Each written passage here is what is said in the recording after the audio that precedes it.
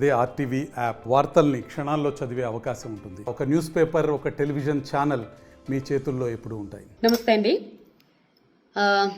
ఈ video something special. నేను ఇప్పుడు మ్యూజిషియన్ వీణా శ్రీవాణి కింద ఈ వీడియో చేయట్లేదు. ఒక సీనియర్ మీడియా పర్సన్, ఒక జర్నలిస్ట్గా ఈ వీడియోని చేస్తున్నాను. బికాస్ నేను సీనియర్ మీడియా పర్సన్ అని చెప్పుకోవటానికి ఒక పర్ఫెక్ట్ ఎలిజిబుల్ పర్సన్ని. ఎందుకంటే ఇప్పుడున్న మీడియాలో, మన తెలుగు మీడియాలో సో కాల్డ్ పెద్ద పెద్ద ఛానల్స్లో పనిచేస్తున్న వాళ్ళందరూ నాతో పాటు ఏళ్ల తరబడి వేల ఎపిసోడ్లు చేసిన వాళ్ళు కూడా దాంట్లో ఉన్నారు. అఫ్ కోర్స్ ఆ టాపిక్ పక్కన పెడితే ఈ వీడియో చేయటానికి రీజన్ ఏంటంటే, మీడియా, మా అసోసియేషన్ కంప్లైంట్స్. ఇవాళ నాకు ఇందాక ఒక జర్నలిస్ట్, ఒక పెద్ద ఛానల్లో పనిచేసే ఆయన, నాకు ఆప్తులు, ఒక పోస్ట్ పంపించారు. పలానా సో కాల్డ్ ఆస్ట్రాలజర్ మీద ఇలా ఏదో ఎవరికో కంప్లైంట్ ఇచ్చారు, ఎందుకంటే నాగ చైతన్య సమంత గురించి ఏదో చెప్పారు అని. ఇక్కడ నేను ఒక జర్నలిస్ట్గా మాట్లాడుతున్నాను. ఓకే, మా జర్నలిస్టుల్లోనే ఒక జర్నలిస్ట్, నా కొలీగ్ అనుకుందాం, పంపించారు. అంటే సరే, ఒక జ్యోతిష్యం చెప్పిన ఒక మనిషి మీద సో కాల్డ్ ఛానల్స్ గంటలు గంటలు మీటింగులు పెట్టేసి గంటలు గంటలు టైం స్పెండ్ చేసేసి అంత అవసరం ఏముందన్నది అర్థం కాలేదు. ఎందుకంటే మీడియా అనేది ఎంత పవర్ఫుల్ అండి.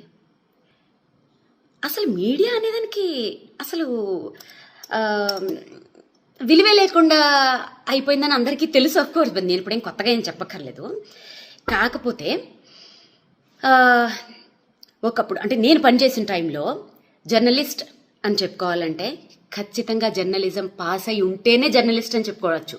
ఇప్పుడు ఒక 2 ఇంటర్వ్యూలు చేసేస్తే చాలు జర్నలిస్ట్లే. ఆ లెక్కను చూసుకుంటే నేను సూపర్ జర్నలిస్టులు. ఎందుకంటే వందల ఇంటర్వ్యూలు తీసేసుకున్నాను, వేల ఎపిసోడ్లు చేసేసాను. సో కాబట్టి ఈ జర్నలిస్టులందరూ నా కొలీగ్స్ జర్నలిస్టులు. ఇప్పుడు స్ట్రైట్ ఫార్వర్డ్గా అడుగుతున్నాను. ఈ పలానా జ్యోతిష్యం చెప్పారు, పలానా వాడెవడో టమాటా కూరలో ఉప్పు ఎక్కువ వేసాడు, ఇంకెవడో ఏదో చేశాడు, ఇవి పక్కన పెడితే నేను పేర్లు తీయకూడదు అనుకుంటున్నాను, కానీ తీస్తున్నాను.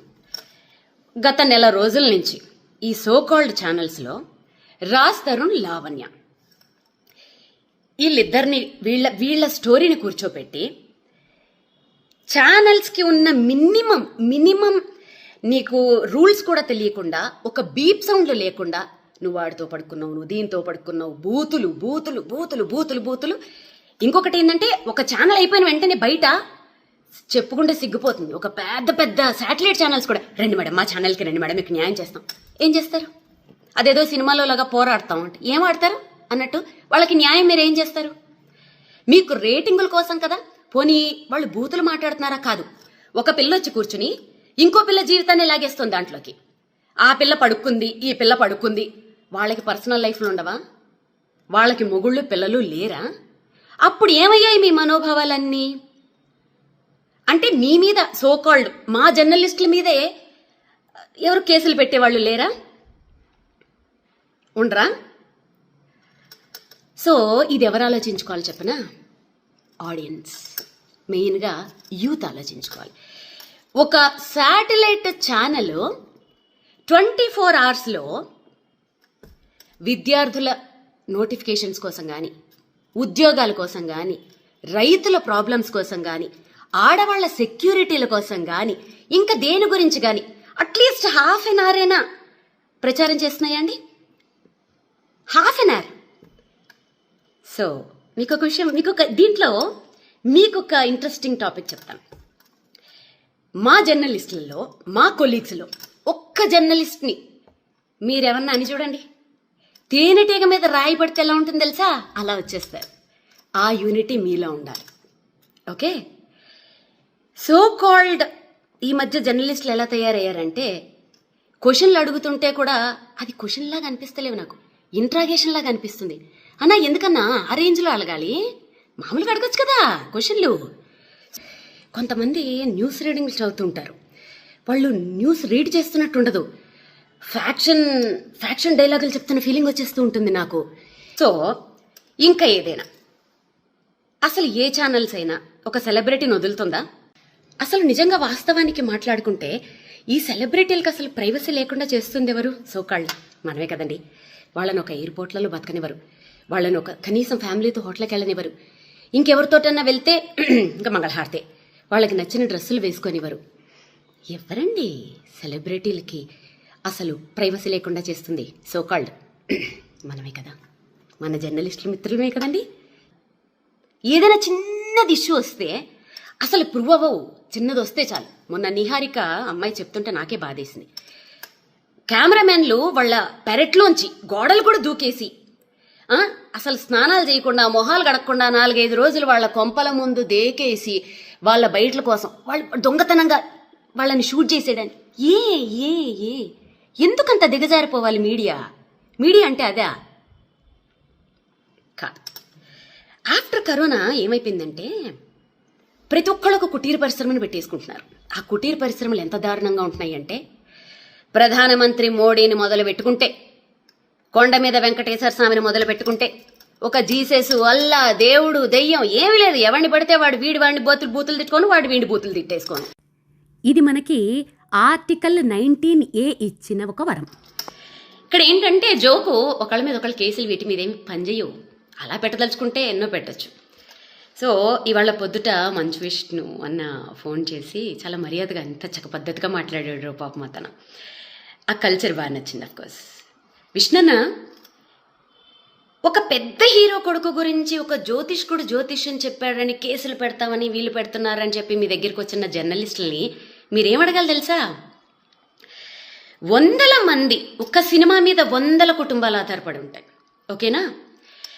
ఆ 100 కుటుంబాలని ఒక్క రివ్యూ తోటి సంకనాకిపించేస్తున్నారు చూశారు.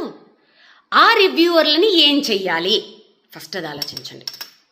దాంట్లో మా జర్నలిస్టులు కూడా ఉండొచ్చు, తప్పేం లేదు. ఎవరినన్నా ఏమైనా చేసి పర్వాలేదు.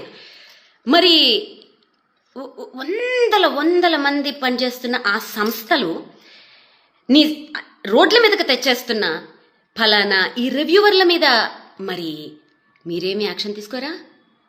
అంటే ఆ రివ్యూస్ ఇచ్చే వాళ్ళల్లోనే మా జర్నలిస్టులే ఉన్నారని చెప్పి మీరు ఆలోచిస్తున్నారా? అంటే జర్నలిస్టుల మీద కేసులు పెట్టే వాళ్ళు ఎవరు లేరా? పెట్టకూడదా? జర్నలిస్టులు ఏమైనా దేవుళ్ళా? తప్పు చేస్తే ఎవరి మీద ఎవరైనా కేసులు పెట్టచ్చు. కాకపోతే ఏంటంటే గొంగళి పురుగుల్లో అన్నం తింటూ వెంట్రుకను చూసి అసహించుకున్నారట. అలా ఉంది మా జర్నలిస్టుల కథ. మీరు చేసేదే పనులు, ఒక్కొక్క ఛానల్ ఒక్కొక్క పార్టీకి అంకితాలు, పొద్దున్న లేస్తే అవి తప్ప ఇంకో పనులు ఉండవు. ఏమైనా టాపిక్లు డీవియేట్ చేయాలంటే గిట్లా ఫలానా పంతులు అట్లా చెప్పాడు, వీడు ఉప్పులో కారం ఎక్కువ వేశాడు, ఆమె ఎవరో 2వ పెళ్ళాన్ని ఉంచుకున్నారు, వీళ్ళెవరో ఇంకొక, సారీ ఇలా మాట్లాడుతున్నాను ఏమనుకోకండి, ఎందుకంటే పెద్ద ఛానల్సే బీపుల్ లేవు నాకెందుకు ఇంకా. సో ఇంకెవరో ఇంకొక పొలిటీషియన్ ఎవరో 2వ భార్యను ఉంచుకున్నాడు. అబ్బా అబ్బా అబ్బా అబ్బా, ఇవి తప్ప మీడియా అంటే ఇదా? ఇంత దరిద్రమా? సో ఫైనల్గా నేనేం చెప్తున్నానంటే, యూత్ మారండి.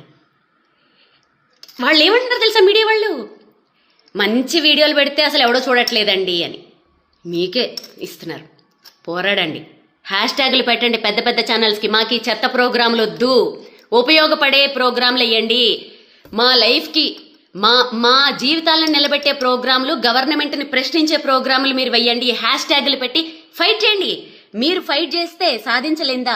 తెలంగాణ అలా సంపాదించుకున్నది కాదా? ప్రతి రాష్ట్రంలోనూ అలాంటి సంపాదించుకున్నవి ఎన్ని లేవు? మీకోసం ఫైట్ చేయండి. ఎంటర్టైన్మెంట్ కావాలంటే మీ ఫ్యామిలీ మెంబర్స్లో, మీ ఫ్రెండ్స్లో వెతుక్కోండి. అంతేగాని మీడియాలో ఎంటర్టైన్మెంట్ కోసం మీ జీవితాలను నాశనం చేసుకోకండి. ఛానల్స్ని ఎదిరించి ప్రశ్నించండి.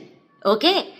మీరు ప్రశ్నించి మీరు సాధించిన రోజు మీ ముందు నిలబడి యాజ్ ఏ సీనియర్ జర్నలిస్ట్ నేనే ఫైట్ చేస్తా.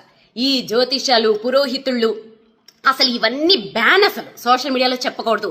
ఎవరైనా చెప్తే ఫస్ట్ నా మొగుడు కాదు, ఎవరు కాదు, ఫస్ట్ నేనే కేసు పెడతా. ఓకే? అసలు ఈ వీటికి నాంది పలికింది ఎవరు? మీడియా వాళ్లే కదా. 2009 నుంచి ఫలానా ఎవరైనా పెద్ద పొలిటీషియన్ హాస్పిటల్లో ఉంటే వాళ్ళు ఉంటారా పోతారా? ఒకవైపు జ్యోతిష్కులు, ఒకవైపు డాక్టర్లు. పలానా క్రికెట్ మ్యాచ్లు వస్తుంది, ఎవరు విన్ అవుతారు? ఓ పక్క జ్యోతిష్కులు, ఓ పక్క డాక్టర్లు. దాంట్లో ఫస్ట్ గా వేణుస్వామి ఉండాలి, లేకపోతే మళ్ళీ అది ఎవడో చూడడం. ఓకే, ఓ పలానా సినిమా, ఈ సినిమా హిట్ అవుతుందా ఫట్ అవుతుందా? ఓ పక్క డైరెక్టర్లు, ఓ పక్క జ్యోతిష్కులు. అసలు దీనికి నాంది పలికింది ఎవరు? సోకాల్డ్ 6 జర్నలిస్టులు మన టీవీ ఛానల్సే కదండి. ఇప్పుడు ఎవరికి వాళ్ళు కుటీర పరిశ్రమలు పెట్టుకుని ఓన్గా చెప్పుకుంటూ ఉంటే మీకు నొప్పి వచ్చింది కదా. ఇక్కడ మారరు సోకాల్డ్ ఛానల్స్, సోకాల్డ్ రాత్రికి రాత్రి పుట్టుకొచ్చేసిన చుట్టుకు పుట్టుకు యూట్యూబ్ ఛానల్స్. మారాల్సింది ఆడియన్స్, మారాల్సింది యూత్. మీరు మారండి. మాకు ఈ దిక్కుమాలిన ప్రోగ్రాములు వద్దు, మేము చూడము అని చెప్పి హ్యాష్ ట్యాగులు పెట్టి ఫైట్ చేయండి. మీలో ఆ రిజల్యూషన్ వచ్చినప్పుడు అన్నీ మారతాయి. అప్పుడు నేను కూడా మారతాను, నేను మీ ముందు కలిపి పోరాడతాను. ఓకేనా? మరిన్ని వీడియోస్ కోసం ఛానల్ ని సబ్స్క్రైబ్ చేయండి. లేటెస్ట్ అప్డేట్స్ కోసం వాట్సాప్ ఛానల్ ని ఫాలో చేయండి. అండ్ లింక్ డిస్క్రిప్షన్ లో ఉంది.